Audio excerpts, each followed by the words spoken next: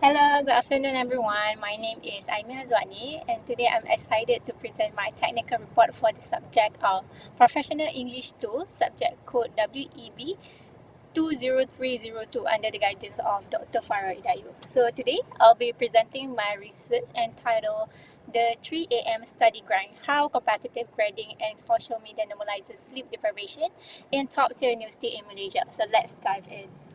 This study explores a trend that many are familiar with but rarely question. It's the culture of late night studying, poor all-nighters, and also the constant hustle glorified on social media platforms like TikTok, Instagram, and also Twitter. So what's concerning is that this grind culture is no longer just a personal choice. It is reinforced by two powerful forces, which is number one, institutional grading system that pressures students to outperform each other. Second, social media trends that turn academic suffering into digital validation. So this research was designed to critically examine how these two systems work together to normalize and even reward sleep deprivation among students. So quick question. So what made I choose this topic? So as a student, I noticed how common all-nighters had become, and not just in practice, but also how we talk about it online. So it raised a question in myself, are we studying hard or are we just trying to keep up with the pressure and performance? So, okay, let's move on to the first section, which is the background of the research. So, university today have become a high pressure environment. Bell curves, high stakes exam, and strict ranking create a competitive system that rewards those who can go above and beyond, even at the cost of their well-being. So at the same time, social media platforms reinforce this mindset. So hashtag like no sleep gang, hashtag study talk, and also hashtag grind culture glamorize sleep deprivation. So you see, these students post a selfie at 3 a.m. with coffee and textbooks, often captioned with things like sleeps only for the weak. So this digital performance reinforces unhealthy habits. So what started as a personal sacrifice has now become a publicly validated identity. So next, let's move on to the research objective. So this study aimed to explore several key objectives, which includes number one, assess the extent of sleep deprivation among students in university in Malaysia. So second, analyze how social media influences students' sleep and also study habits. Third, compare sleep patterns between students in different grading systems. And also fourth, propose policies or awareness program to shift the narrative from sleep sacrifice to sustainable success. So next, let's move on to the literature review. So multiple studies have gone into supporting this research, which is include the first one. So this research was carried by Okano Kana in the year of 2019. So she found that students who maintained consistent sleep pattern between 7 to 9 hours achieve better academic performance, showing that how sleep quality is directly linked to your GPA. Next literature review is by Lim in the year of 2017. So Lim investigated how bell curve grading increases anxiety and also sleep disturbance. So this study proved that competitive academic system lead to intentional sleep sacrifice by these students. And then third is a study carried by Chad and Abidin in the year of 2022. So they studied hashtag study talk and social media trend, showing that content glamorizing academic struggle like all-nighters receive more likes and shares actually. So this reinforcing the unhealthy behaviors among students. So fourth is a study done by Harvey in the year of 2020. So Harvey analyzed grading policies across institutions and found that universities claiming to care about student wellness often fail to address these negative impacts of their own assessment systems. So these studies are directly related to the current research because they support the idea that sleep deprivation isn't just personal, it's a structural and also cultural. So both grading system and social media content actually contribute to students believing that sacrificing sleep is necessary or admirable. So there is a lack of institutional accountability where university enforce stressful environment without fully addressing the health consequences. So next, let's move on to the research methodology. So the first section would be respondents of the survey. So my survey sample consisted of 228 undergraduate students from both public and also private university in Malaysia. So there are couples of criteria that I look for in respondents, which include they must be currently enrolled in degree program. Second, must be active on at least one of social media platform, whether be it Instagram, TikTok, or Twitter. So lastly, they also must be familiar with the competitive grading system. So I use Stratify sampling to ensure diversity across disciplines, academic years, and also institutional types. So okay, quick question break. Why focus only on Malaysian students? So I think this study actually focus on Malaysia students for practicality, but the results are relevant to similar academics environment globally, because I believe that this issue is widespread in any high pressure systems. Okay, next let's move on to the research instruments used. So to comprehensively investigate the normalization of sleep deprivation among university students, this study employed quantitative research methodology. So the primary instrument that are used is a self-administered online survey. So I use this online survey because of its efficiency in gathering a large scale data from diverse student population across multiple institutions. So in the survey, there are 18 questions which cover demographic information, sleep patterns, and sleep quality, which are adapted from the Pittsburgh Sleep Quality Index, which also known as PSQI. And then third, academic stressor, and then the last one is social media influence. So next, let's move on to research procedure. So the research process was completed in 4 major phases, which includes survey design, questionnaire creation, response collection, also data review. So let's move on to the first phase, which is survey design. So this critical stage involved an extensive review of existing literature to identify validated measurements instruments, particularly focusing on established sleep quality assessment like the PSQI. And then second is questionnaire creation. So I conducted a pilot testing process with 30 participants, allow me to refine the question clarity, identify potential biases, and also optimize the survey flows and timing. And then third phase is response collection. So I let the survey to go online for over 4 weeks by using stratified sampling to ensure representation across institutions. So I distributed the survey across different channels such as WhatsApp groups and Instagram for maximum reach. I also included multiple reminders to help achieve my target of 200 to 300 respondents. And then the last phase will be data review. I conducted a thorough data cleaning to remove the invalid or incomplete responses, and data was analyzed using SPS and also Excel. And then next, let's move on to the next section, which is data analysis. So the collected quantitative data will undergo a statistical analysis to identify key pattern, correlation, also predictive factors related to sleep deprivation in competitive academic environments. So I use both descriptive and also inferential statistics, which is the first one, like the Pearson's correlation to check the relationship between GPA, sleep, and also social media influences.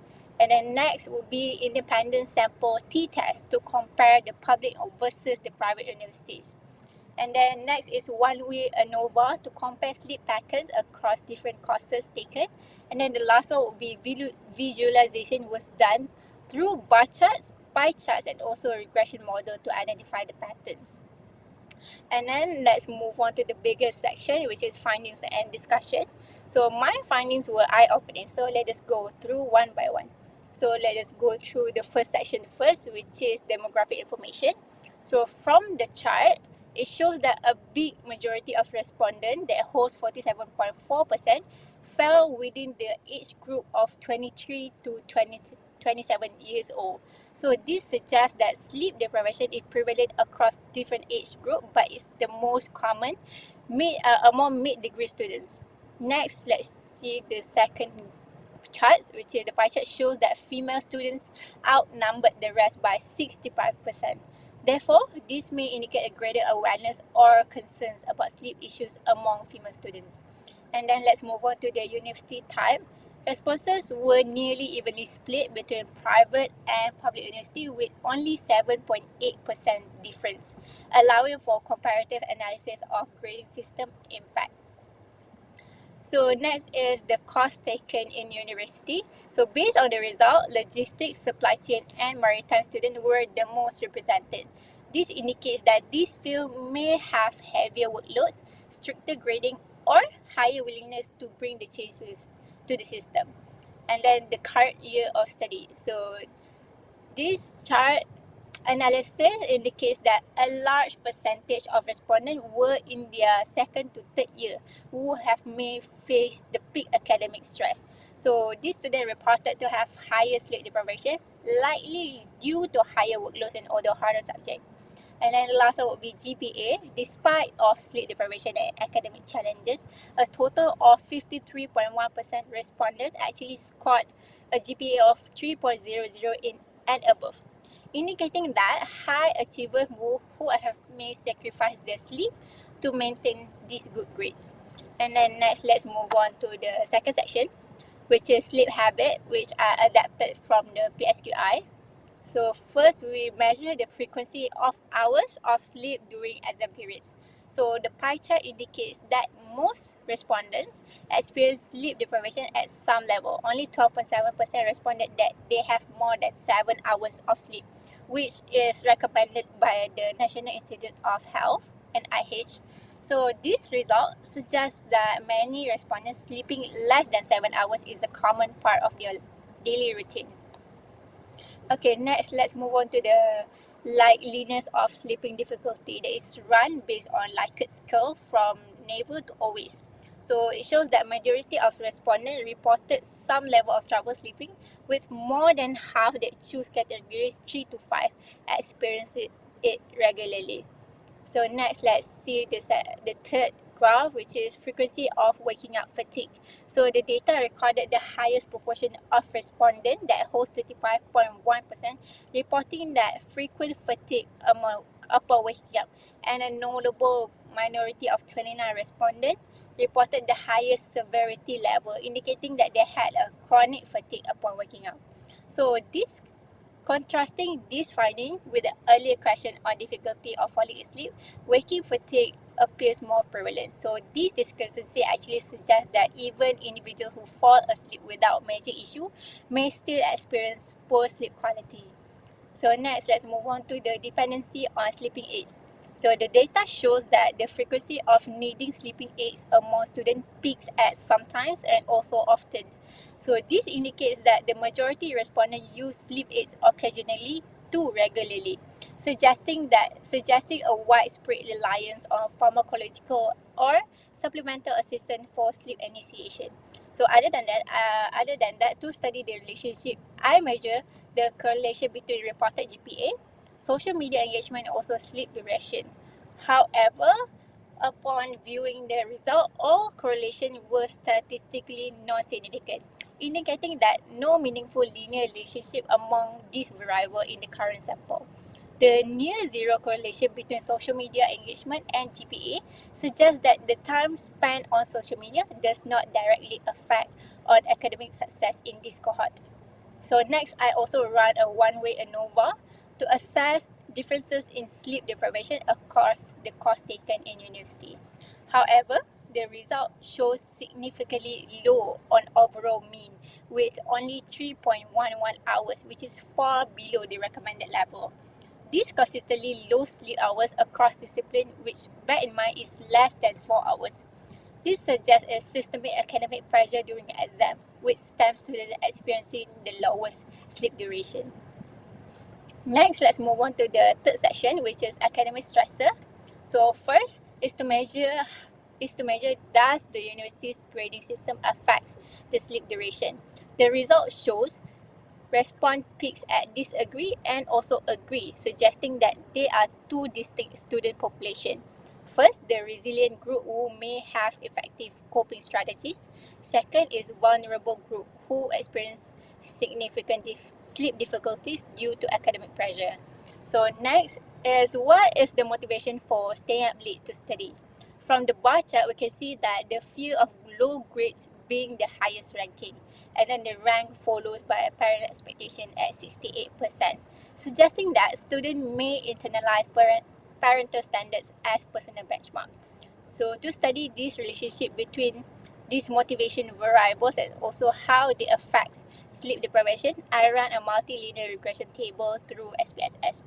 However, it was found that there was no significance detected among all motivators. But the nearest to significance is parents' expectation, which shows a marginal positive association with sleep hours. So this actually contradicts to the assumption that parental pressure would reduce sleep. Instead, it suggests that students with high parental expectation may prioritize efficiencies such as better time management to meet the demands without sacrificing their sleep. Okay, next let's see the effects on academics. So the survey actually revealed a significant perceived academic consequences of sleep deprivation, with 17.5% agreed that lack of sleep leads to lower grades, and also 32.9% admitted that sleep deprivation result in difficulty of focusing in class. Hence, to dig further, I test the correlation between numbers of all-nighters pulled per semester and its effects on academics. But shockingly, the result shows that students who pull more all-nighters do not necessarily report stronger academic impacts from sleep deprivation. So this may be due to frequent all-nighters. Users may develop a compensatory strategy such as higher caffeine usage or they took power naps. So next, let's move on to section 4, which is the last section. Section 4 is social media influences. So the first one is social media engagement. The pie chart shows a dominance of weekly and also monthly consumption, suggests that most students engage with study content strategically rather than habitually. So next is online posts. The pie chart revealed that there are no particular reason is the common The pie chart revealed that no particular reason was the common reason for social media posting, suggesting that many students share academic struggle as part of general online self-expression rather than a targeted support seeking. So this also may reflect habitual oversharing behaviors in the digital native population. So next is social media influences on study hours. So the chart actually revealed that 61.4% students agreed that social media makes them feel pressured at some level. So this finding actually highlights the dual nature of social media's academic influences, serving as both motivator and also stressor for different student populations. And then lastly, I also included one open-ended question to study what changes could be implemented to reduce sleep deprivation for better quality sleep and academics. So top suggestions were provide education on sleep hygiene through workshops and also wellness. So this program could be really beneficial to the students. And then limit late nights assignment submission by setting an earlier deadline such as 9 p.m. instead of midnights. And then reduce academic workload by balancing course workloads and exam schedules. And then next is start classes later such as 9 a.m. instead of 8 a.m. to align with the students' natural sleep cycles. And then next, the last one would be create a nap or rest zone on campus for short and restorative breaks. Okay, questions. Were the students actually aware of how dangerous this behavior is? In my opinion, yes, but many acknowledge that it affects their health and focus, but they still choose to continue because the system rewards it, or the peers expect it. So, as a conclusion, after an extensive analysis of 228 responses from undergraduate students across Malaysia's university, our study found that no statistically significant relationship between social media engagement, sleep deprivation, and the student academic performance. So this result was unexpected. While students frequently reported poor sleep habits, all-nighters, and even social pressures from platforms like TikTok and Instagram, these factors did not directly correlate with the lower academic result in our sample. So what does this mean actually? So it's just that although sleep deprivation and social media are widely discussed and even normalized in university culture, their measurable impact on academic performance alone, at least in this dataset, may be smaller than what we assume. However, this does not mean that these behaviors are harmless. Many students report struggling with fatigue, stress, and also difficulty in focusing in class. Factors like this affect their mental well-being even if their grades remain high. However, it's important for us to acknowledge that there are limitations of this study. So, such as the first one, self-reported data. So, the reliance on self-reported data, sleep hours, and also GPA may also introduce a recall bias or social desirability bias. Next is cross-sectional design. Since the data was collected during a single semester, we could not track a long-term trends or casualty.